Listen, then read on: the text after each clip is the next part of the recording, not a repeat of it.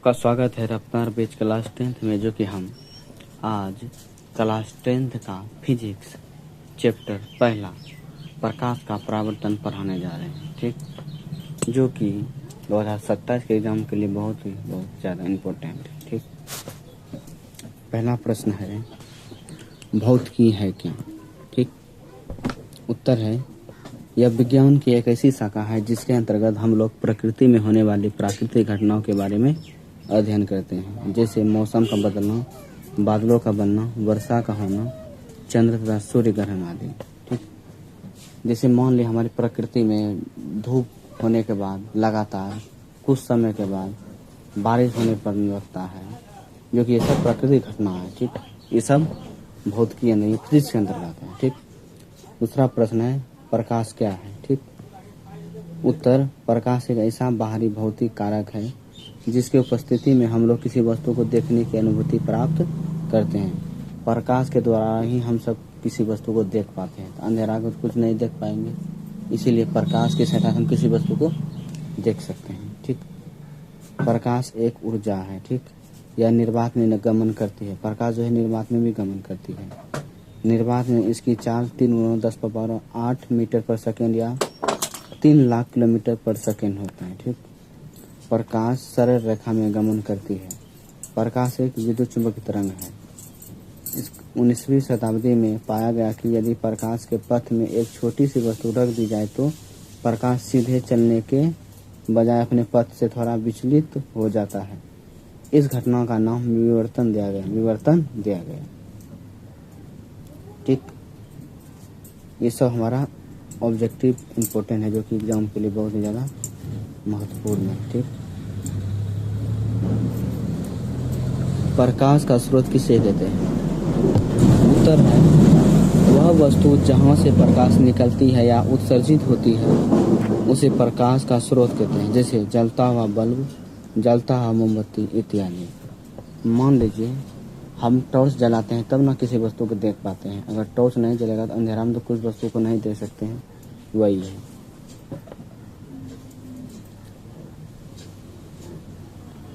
अदीप्त पदार्थ किसे कहते हैं। आत्मदीप पदार्थ किसे कहते हैं, तो उत्तर है ऐसा पदार्थ जो स्वयं प्रकाश उत्सर्जन करता है, आत्मदीप पदार्थ कहते हैं। ठीक है, जैसे सूर्य, तारा, जुगनू आदि, ये सब स्वयं प्रकाश उत्सर्जित करता है। ठीक, अदीप्त प्रदीप पदार्थ।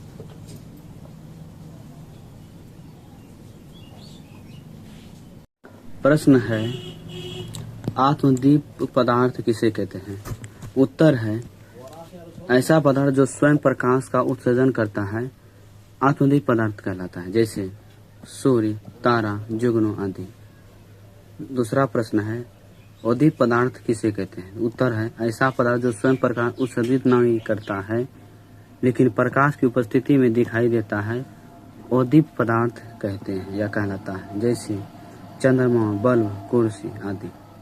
प्रश्न है किरण किसे कहते हैं। उत्तर है प्रकाश जिस पथ पर चलता है उसके दिशा को ही किरण कहते हैं। ठीक, प्रश्न है किरण पुंज किसे कहते हैं। उत्तर है किरणों के समूह को किरण पुंज या प्रकाश पुंज कहते हैं।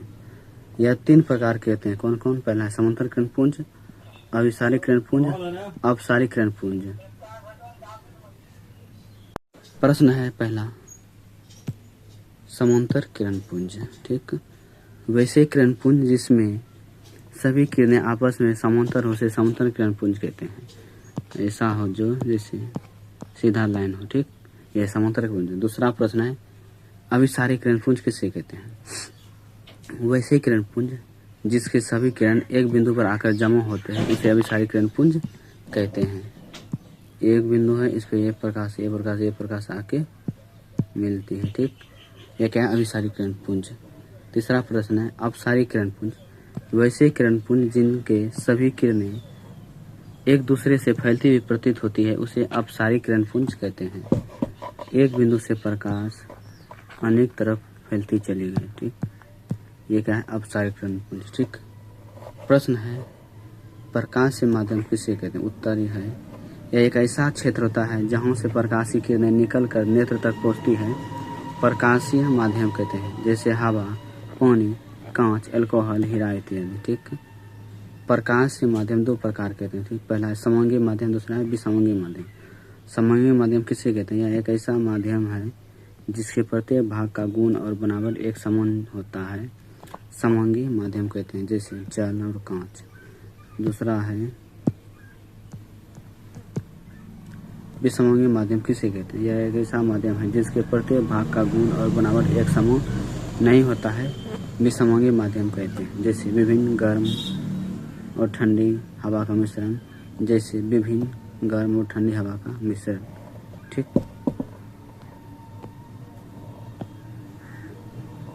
प्रश्न है प्रकाश के गमन के आधार पर पदार्थ कितने प्रकार के होते हैं? ठीक, उत्तर है प्रकाश के गमन के आधार पर पदार्थ 3 प्रकार के होते हैं। ठीक, पहला है पारदर्शी माध्यम या पदार्थ, दूसरा है अपारदर्शी पदार्थ, तीसरा है पारभासी पदार्थ। पहला पारभासी पदार्थ किसे कहते हैं? वैसा पदार्थ जिससे प्रकाशीय किरणें पूर्णतः पार कर जाती है, पारदर्शी पदार्थ कहलाते हैं। ठीक, जैसे कांच, पानी, हवा। दूसरा है अपारदर्शी पदार्थ किसे कहते हैं? अपारदर्शी पदार्थ किसे कहते हैं? अपारदर्शी पदार्थ किसे कहते हैं? ठीक है, अपारदर्शी पदार्थ किसे कहते हैं? यह एक ऐसा पदार्थ जिससे प्रकाश की किरणें बाहर नहीं निकल जा पाते, अपारदर्शी पदार्थ कहलाते हैं, जैसे ईंट, पत्थर। ठीक, तीसरा पारभासी पदार्थ किसे कहते हैं? वैसा पदार्थ जिनसे प्रकाश की किरणें अंशतः बाहर निकल पाते हैं, पारभासी पदार्थ कहलाते हैं। ठीक, जैसे तेल लगा हुआ कागज, घिसा हुआ कांच। प्रश्न है छाया किसे कहते हैं? उत्तर जब प्रकाश के गमन पथ पर किसी अपारदर्शी वस्तु को रख दिया जाता है तो प्रकाश की किरणें उन्हें पार नहीं कर पाती, जिसके कारण उस वस्तु के पीछे एक अंधेरा क्षेत्र बनता है, जिसे हम छाया कहते हैं। ठीक,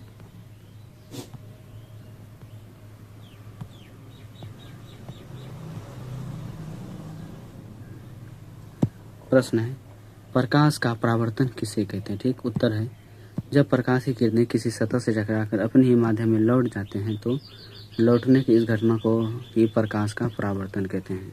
ठीक, प्रश्न है प्रकृति के आधार पर परावर्तक सतह कितने प्रकार के होते हैं? व्याख्या करें। उत्तर है प्रकृति के आधार पर परावर्तक सतह 2 प्रकार के होते हैं। ठीक, पहला है नियमित परावर्तन, दूसरा है अनियमित परावर्तन। पहला प्रश्न है नियमित परावर्तन किसे कहते हैं? वैसा परावर्तन जो चिकनी और चमकीली सतह से नियमित रूप से होता है, नियमित परावर्तन कहलाता है। ठीक, जो आया फिर यहाँ से टकरा गया, आया फिर यहाँ से टकरा गया, आया फिर यहाँ से टकरा गया। ठीक, अनियमित परावर्तन किसे कहते हैं?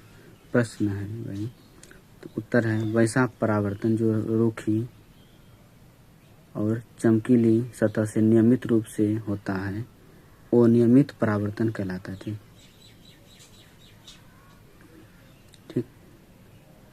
प्रकाश के परावर्तन का प्रश्न पूछ गया है। ठीक, प्रश्न है परावर्तक सतह किसे कहते हैं? ठीक, उत्तर जिस सतह पर प्रकाश की किरणें आकर अपने ही माध्यम में लौट जाती है उस सतह को ही परावर्तन सतह कहते हैं।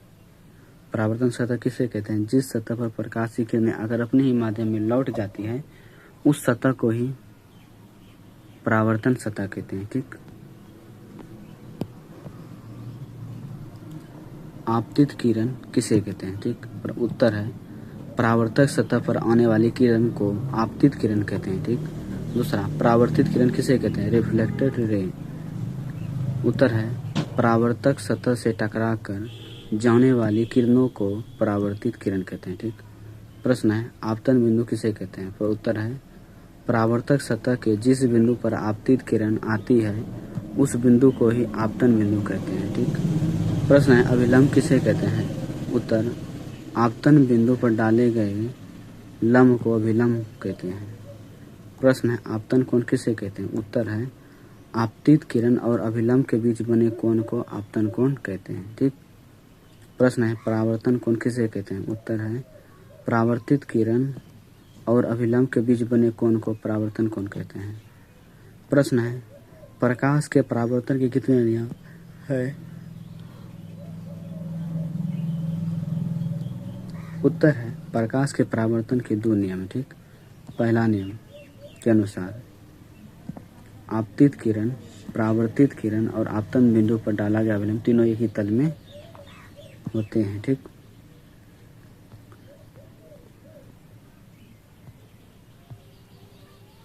दूसरा प्रश्न है दूसरे नियम के अनुसार आपतन कोण परावर्तन कोण के बराबर होता है। आपतन कोण को I से तथा परावर्तन कोण को R से सूचित किया जाता है। ठीक,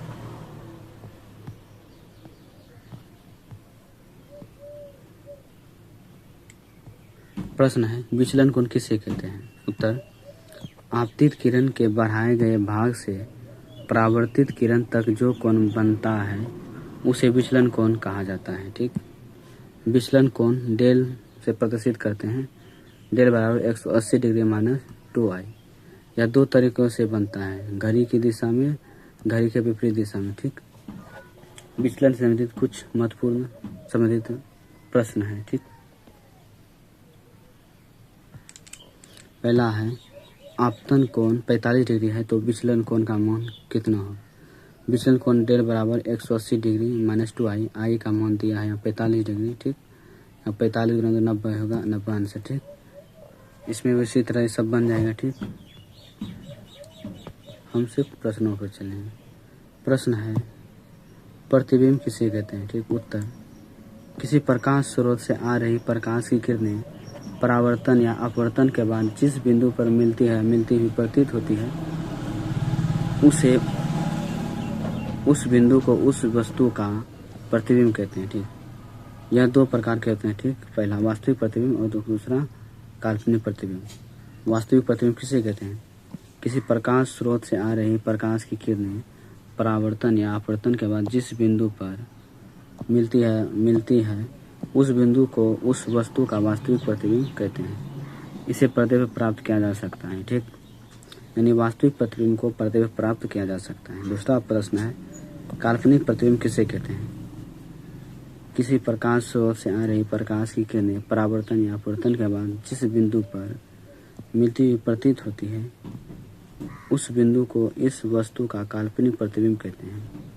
इसे पर्दे पर प्राप्त नहीं किया जा सकता है। ठीक, इन वास्तविक प्रतिबिंब को पर्दे पर प्राप्त किया जा सकता है। समतल दर्पण की प्रकृति देखने जा रहे हैं। यह है समतल दर्पण। ठीक, यह है समतल दर्पण। ठीक, इसका प्रकृति है, यह काल्पनिक होगा, सीधा होगा। जितनी दूरी पर वस्तु होगा प्रतिबिंब भी दर्पण के पीछे इतनी ही दूरी पर बनेगा। ठीक, वस्तु का आकार और प्रतिबिंब का आकार समान होगा। पार्श्विक उल्टा प्रतिबिंब बनेगा, पार्श्विक उल्टा प्रतिबिंब बनेगा। ठीक, प्रश्न है वास्तविक प्रतिबिंब और काल्पनिक प्रतिबिंब में अंतर लिखें, जो कि 5 नंबर का है। ठीक, 5 वास्तविक प्रतिबिंब और काल्पनिक प्रतिबिंब लिखेंगे। पहला, यह वास्तविक कटान से बनता है। ठीक, यह काल्पनिक कटान से बनता है। दूसरा है यह हमेशा उल्टा बनता है, यह हमेशा सीधा बनता है। और वास्तविक प्रतिबिंब में इसे पर्दे पर उतारा जा सकता है, लेकिन काल्पनिक प्रतिबिंब पर इसे पर्दे पर नहीं उतारा जा सकता है। यह दर्पण के सामने बनता है और काल्पनिक प्रतिबिंब दर्पण के पीछे बनता है। ठीक,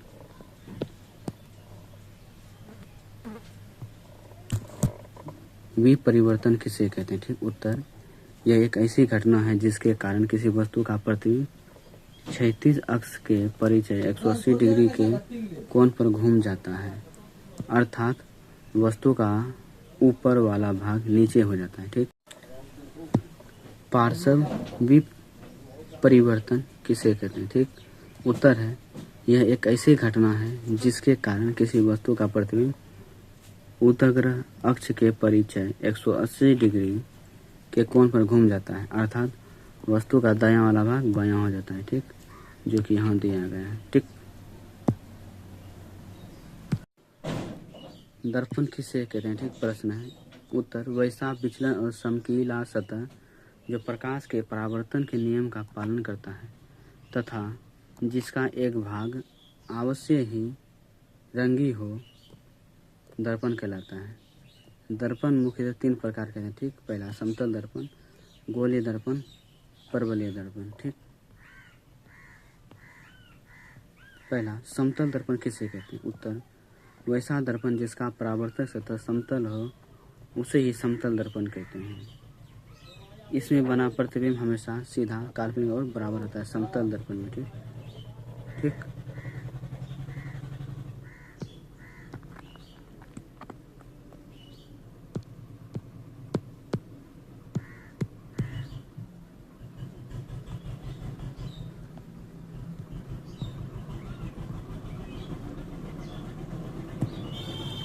प्रश्न है, एक समतल दर्पण के सामने 15 सेंटीमीटर की दूरी पर 5 फीट का एक आदमी खड़ा है, तो बताइए पहला प्रतिबिंब का ऊंचाई कितना होगा और आदमी से प्रतिबिंब का दूरी कितना होगा, दर्पण से प्रतिबिंब का दूरी कितना होगा। ठीक।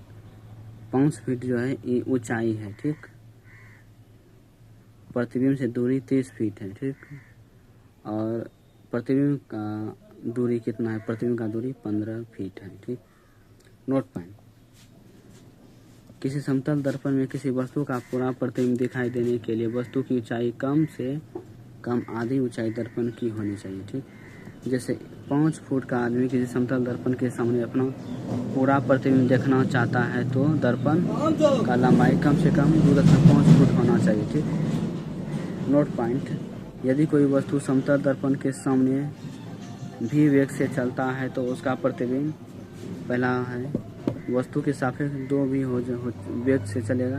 दूसरा बात है दर्पण के सापेक्ष में भी वेग से चलेगा। ठीक। जैसे एक व्यक्ति 10 मीटर पर सेकंड के वेग से समतल दर्पण की ओर चल रहा है, तो बताइए पहला बात व्यक्ति के सापेक्ष में प्रतिबिंब का वेग कितना होगा। 2 है भी, और भी का मान 10 दिया है तो हो जाएगा 20 मीटर पर सेकंड। दर्पण के सापेक्ष में प्रतिबिंब का वेग कितना होगा, 10 मीटर पर सेकंड होगा। ठीक।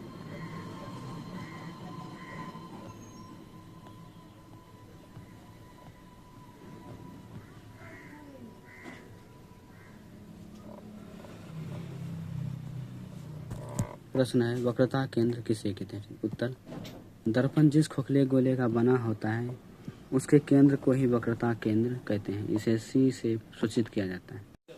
प्रधान अक्ष किसे कहते हैं। ठीक। उत्तर, गोलीय दर्पण की वक्रता केंद्र और ध्रुव से होकर जाने वाली रेखा को प्रधान अक्ष कहते हैं। इसे एक्स एक्स से सूचित किया जाता है। प्रश्न है, दर्पण का द्वारा किसे कहते हैं। उत्तर, दर्पण की चौड़ाई को ही दर्पण का द्वारा कहते हैं। ठीक। प्रश्न, वक्रता त्रिज्या किसे कहते हैं। उत्तर, गोलीय दर्पण के वक्रता केंद्र और उसके ध्रुव के बीच की दूरी को वक्रता त्रिज्या कहते हैं। इसे आर से सूचित करते हैं। ठीक।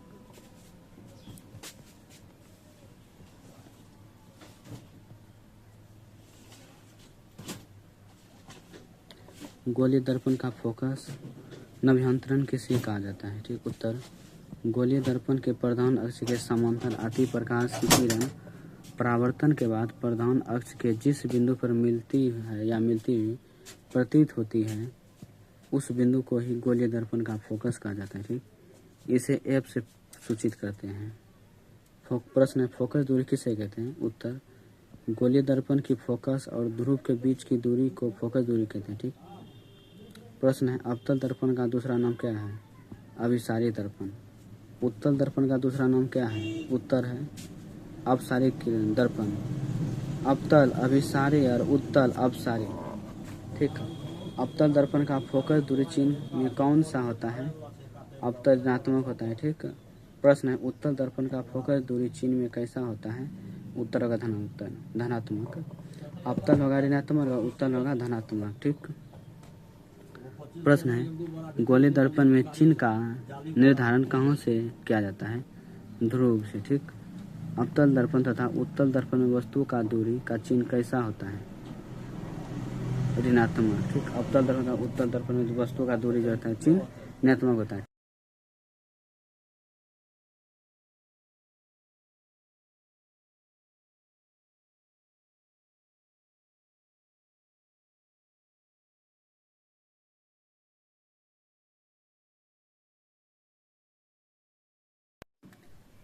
प्रश्न है, गोलीय दर्पण की फोकस दूरी और वक्रता त्रिज्या में कैसा संबंध होता है। ठीक। उत्तर है एफ बराबर r/2। ठीक। प्रश्न है, एक गोलीय दर्पण जिसकी त्रिज्या 40 सेंटीमीटर है तो बताइए उसका फोकस दूरी कितना होगा। हल ये बराबर 8/2 बराबर 40/2